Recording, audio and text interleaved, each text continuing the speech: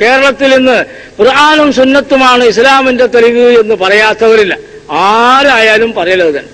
പക്ഷേ ഇനി ഒരു കാര്യവും കൂടി നമ്മുടെ സമൂഹം മനസ്സിലാക്കേണ്ടതുണ്ട്. ഖുർആനിനും സുന്നത്തിനും ആധികാരികമായ വ്യാഖ്യാനം മുഹമ്മദ് നബി സല്ലല്ലാഹു അലൈഹി വസല്ലമിൽ നിന്ന് പഠിച്ച സഹാബികളും സഹാബികളിൽ നിന്ന് പഠിച്ച താബീഈങ്ങളും ആത്മാർത്ഥതയോടുകൂടി ഖുർആനും സുന്നത്തും മുന്നിൽ വെച്ചുകൊണ്ട് രേഖപ്പെടുത്തിയതായ 4 ഇമാമിങ്ങളുടെ ഗ്രന്ഥങ്ങളും ഇമാം അബൂ ഹനീഫ റളിയല്ലാഹു അൻഹു, ഇമാം ഷാഫി റളിയല്ലാഹു അൻഹു, ഇമാം മാലിക് റളിയല്ലാഹു അൻഹു, ഇമാം അഹ്മദ് ഇബ്നു ഹംബൽ റളിയല്ലാഹു അൻഹു പോലെയുള്ള മഹാന്മാരുടെ രേഖകളും അതേപോലെ മുഫസ്സിറുകളായ തിബരി, ഇബ്നു കസീർ തുടങ്ങിയുള്ള മുഫസ്സിറുകളുടെയും മുഹദ്ദിസുകളായ ഇമാം ബുഖാരി, ഇമാം മുസ്ലിം, അബീ ദാവൂദ്, തുർമുദിയുള്ള പോലെയുള്ള മുഹദ്ദിസുകൾ രേഖപ്പെടുത്തിയതായ തെളിവുകളുടെയും അടിസ്ഥാനത്തിൽ അഥവാ സലഫു സാലിഹ്യങ്ങളുടെ വ്യാഖ്യാനത്തിന്റെ അടിസ്ഥാനത്തിൽ ഖുർആനെ സ്വീകരിക്കണം. ഇതുകൂടി അംഗീകരിച്ചു കഴിഞ്ഞാൽ കേരളത്തിലെ നമ്മുടെ പ്രവർത്തനം വിജയിച്ചു എന്നുറച്ചു നമുക്ക് പറയാം. ഇപ്പോൾ ഖുർആനും സുന്നത്തുമാണ് തെളിവ് എന്ന് പറഞ്ഞുകൊണ്ട് ആ ഖുർആനിനും സുന്നത്തിനും അവർ കൊത്തവണ്ണം ദുർവ്യാഖ്യാനം ചെയ്യുന്ന ഒരവസ്ഥയാണ് ഇവിടെയുള്ളത്.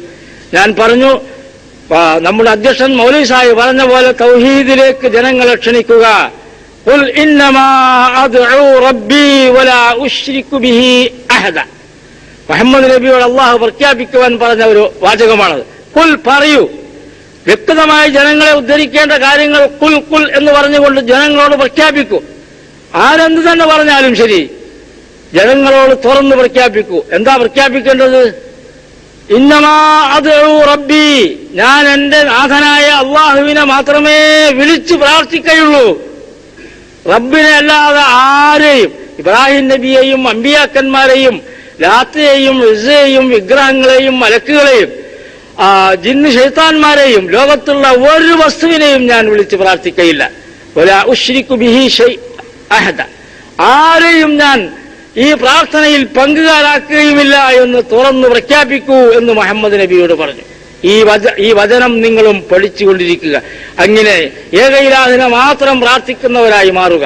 ഇസ്ലാം എന്താണ് എന്ന് പഠിക്കാൻ വരുന്നിടത്ത് ഖോജാക്കന്മാരും ആളുകളും പറഞ്ഞ അഭിപ്രായങ്ങൾക്ക് ഖുർആനിലും സുന്നത്തിലും രേഖയുണ്ടോ, ഖുർആനും സുന്നത്തും എന്താണ് പറയുന്നത് എന്ന് അന്വേഷിക്കുകയും ചെയ്യുക.